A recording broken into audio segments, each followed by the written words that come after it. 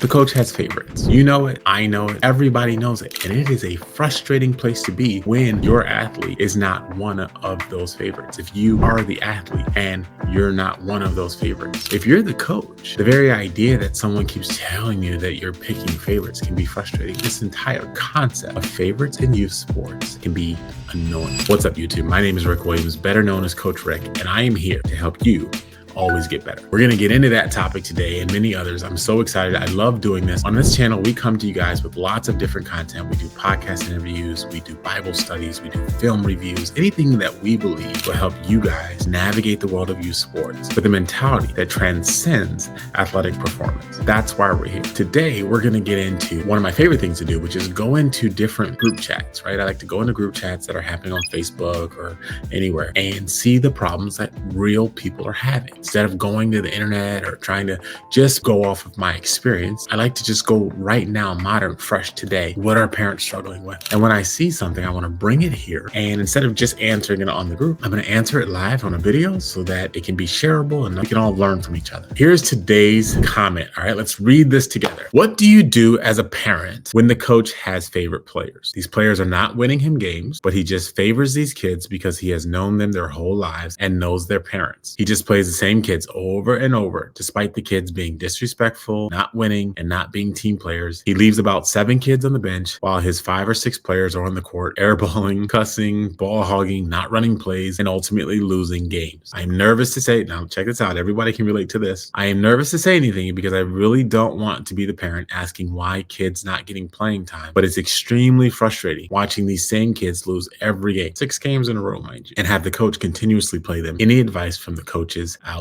there? We all can relate to this parent. Now, I know what's happening right now as you're watching this. Some of you guys are coaches or you're parents of really talented athletes, or you're athletes with that dog mentality and you're saying, man, that parent's just complaining because their kid isn't very good. And there's some warrant to that. We don't know the parent. We've never seen them play. So let's just give some general information and let's go with an understanding that maybe this is true. Maybe there's a chance that the coach has been with a particular group of people for a long time, and so they're comfortable with those group of people. What do you do? All right, I got 3 tips for you, okay? The first one is going to sound really familiar to you guys, all right? Anyone who knows me is not going to be surprised when you hear me say, we've got to do a self-check first. Unpopular opinion, right? Everybody likes to run to the blame game. The blame game is a comfortable place to be, especially as a parent, because it's hard for us to just look ourselves in the mirror and say, my athlete is not very good. I just want everyone to remember this when you talk about the history of youth sports and how the landscape has changed. We used to live in a world where if you weren't good enough to make a team, you didn't make the team. So if you guys remember, there was a time when we would actually cut people. You're not good enough. You have to go play outside. We're going to take these 10 and we're going to put them on the team. Now, I know I'm being a little facetious. There's still cutting going on, but it's not going on to the same level that it used to, because what will happen is they'll make a B team. They'll make a C team. You're talking about American industry. You're talking about an opportunity to make money. So if someone wants to play, we will keep as many people on in the program as possible. It could be a high school situation. Well, in high school, they used to have a JV and a varsity. Now, what do they have? They have a 9th grade team, a 10th grade team, a JV, and a varsity. More opportunities for kids to play. And I have no problem with that. This is not a rant against that. But what it does do is set up a situation where someone could make a team, but then not be good enough to be put into the game. If you are that athlete that the coach does not feel comfortable putting into the game, I don't even want you to think about the concept of favorites. That's not the approach that you should take here. The approach I want you to take here is, what can I do to make myself irreplaceable? What can I do as a basketball player, as a soccer player, as a football player, as a volleyball player, to make sure that it's laughable that my coach is not putting me in? Let's concede that he has known Johnny or Sally or Sarah or Tommy for 4 or 5 years and he's comfortable with them. Your job as an athlete is to find Tommy, find Sally, find Johnny, find that player that is that coach's favorite and guard them in practice and make them look like they are clearly not better than you. It's a tough job. Nothing about the ascension in sports is supposed to be easy. What we've done is we've made it easier. Find a team, write a check, get a uniform, and show up. That is easy. But to ascend on that team, to overtake the favorites and to get the ones that everyone is paying attention to and the ones that everyone are comfortable with, to get them uncomfortable to the point where you break into that starting lineup without any question or any doubt from anyone in the crowd or anyone on the team, anyone in the family. That is difficult. Before we talk about anything where we could hold the coach accountable, where we could hold the parent accountable, we got to first start with holding the athlete accountable. The athlete has to do the work. Concede that there is favorites. Let's not pretend that there aren't. What are you gonna do about it? You're going to ascend, you're going to climb, and you're going to do so by starting with a strong sense of self-check. Number 2, if mom, dad decides, or you as the athlete decide,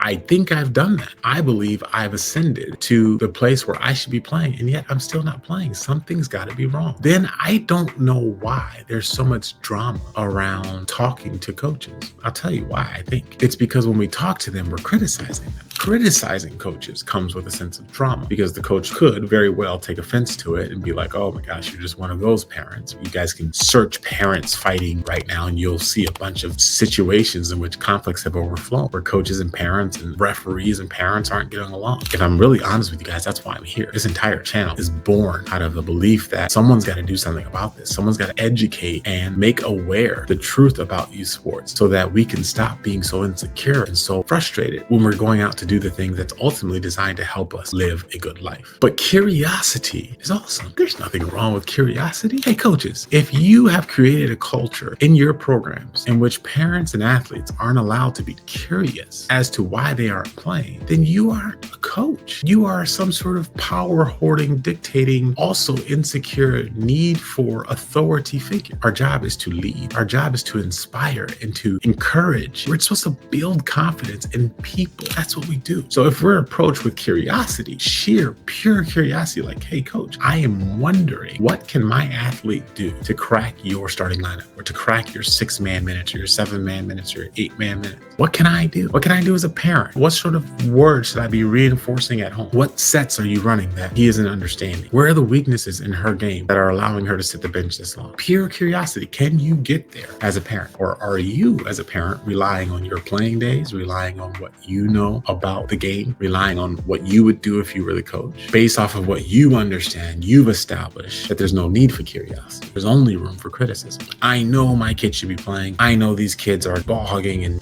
shooting air balls and they're terrible. So since I know, I'm coming for you, coach. You're absolutely right. That will create some drama. We say this all the time. Everyone's always talking about team on 3, family on 6. But when we say family on 6, we don't really fully embrace that. To be a part of a family is to have moments where you're frustrated with one another, but you never give up on one another. So we have to have this in our environments, in our cultures, where we allow parents to be curious. And parents, you have got to embrace curiosity over criticism. When we were running AGB Hawks, we had a tournament every weekend, and my Mondays, the only thing I did on Monday was respond to parent emails. That was the entire 8-hour day, was just responding to parent emails, asking about playing time, asking about tournament locations, asking about different things going on with the coaches. And I encouraged it. It was part of our culture. We said that. You can't do it on the day, so don't approach the coach on game day. But the next day, by all means, send a message to the coach, send a message to myself. Let's figure this out together. That's an AGB mentality. That's a growth mindset in your culture. Curiosity over criticism. And the third thing I would say, and I think we're doing this too quickly, right? We're skipping step 1 and 2. We're not doing this. We're not doing this. And then we're going straight to this. But I think if you've done the other 2, I've done a self-check now. I'm checking in with you. What can I do to get better? And he didn't even give me an answer. I would not stick around a family like that. I don't think there's any growth there. I don't want to be the type of person that encourages you guys to endure to your own detriment. I'm big on accountability. You guys know that. I love to tell you that you can take control of your own career, but not to your own detriment. When you're in a toxic environment where someone doesn't want you to grow, it's okay to look for another environment. The other thing I wanted to get across in this point is that a lot of people are more enamored with the status of the team than the amount of the playing time. That's one of the biggest mistakes people make. You have a local trial, they say, we're going to do an A team, we're going to do a B team. Every parent on the block wants to be on the A team so that they can say, my kid is on the A team. There's something good that feels about that. But then when Saturday and Sunday come, if it's a high school situation, you're a sophomore and there's another sophomore who made the varsity team and your sophomore made the JV team, you might be feeling some kind of way about that because the status of the varsity team outweighs the playing time of the JV team. And in a growth mindset, that is just silly. Go get the minutes. Wherever the minutes are when you're in youth sports, that's where you want to be. It's okay to go find another team in which your skill set will be the favorite. So yes, coaches do have favorites, and what we need to do is hold them accountable as to what criteria they are making those favorites with. If I have a favorite because they talk on defense, they show up on time to practice, they ask questions, they know all of the sets, and they happen to have a knockdown 3-pointer, That's a pretty good criteria for which me to establish a favorite. And that's okay. That's your job, is to become one of those. And that's a harsh reality that we don't say enough to our young people. On the coach's side, we have to hold ourselves accountable to creating a room for curiosity. If they want to know why, tell them. I tell coaches all the time, the minute they say, Coach, I'm on your team,